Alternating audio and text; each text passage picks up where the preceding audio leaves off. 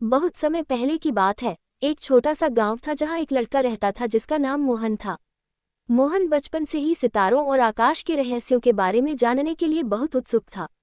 वह अक्सर रात को अपने घर की छत पर बैठकर आसमान में चमकते सितारों को निहारा करता और सोचता था कि क्या कभी वह भी अंतरिक्ष में जा पाएगा। बड़े होते होते मोहन की ये दिलचस्पी और भी बढ़ गई। उसने विज्ञान की पढ़ाई में गहरी रुचि दिखाई और हर वो किताब पढ़ डाली जो अंतरिक्ष और ब्रह्मांड से संबंधित थी। उसकी मेहनत और लगन ने उसे देश के सबसे बड़े विज्ञान संस्थान में पहुंचा दिया, जहां उसे वैज्ञानिक बनने का मौका मिला। एक दिन देश की अंतरिक्ष एजेंसी ने एक महत्वाकांक्षी योजना बनाई, एक अंतरिक्ष यान को मंगल ग्रह तक भेजने की। मोहन को इस मिशन के लिए चुना गया।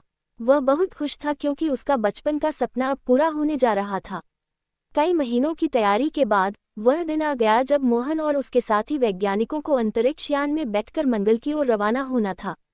मोहन ने अपने गांव और परिवार को अलविदा कहा और अंतरिक्ष यान में बैठ गया। यान ने धीरे धीरे पृथ्वी की सतह से ऊपर उठना शुरू किया और कुछ ही समय में अंतरिक्ष में पहुंच गया।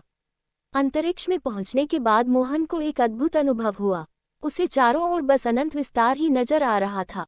पृथ्वी एक नीली गेंद जैसी दिख रही थी और बाकी सब कुछ शून्य में तैर रहा था। ये दृश्य उसकी सारी मेहनत का फल था और उसे गर्व महसूस हो रहा था कि वह इस मिशन का हिस्सा है। मंगल की यात्रा लंबी थी, लेकिन मोहन और उसके साथियों ने एक दूसरे का साथ देकर हर चुनौती का सामना किया। उन्होंने अंतरिक्ष यान के सभी उपकरणों को ठीक तरह से चलाया और वैज्ञानिक अध्ययन करते हुए यात्रा जारी रखी। कुछ महीनों बाद वे मंगल के करीब पहुंचे। यान ने मंगल की सतह पर सफलतापूर्वक लैंडिंग की।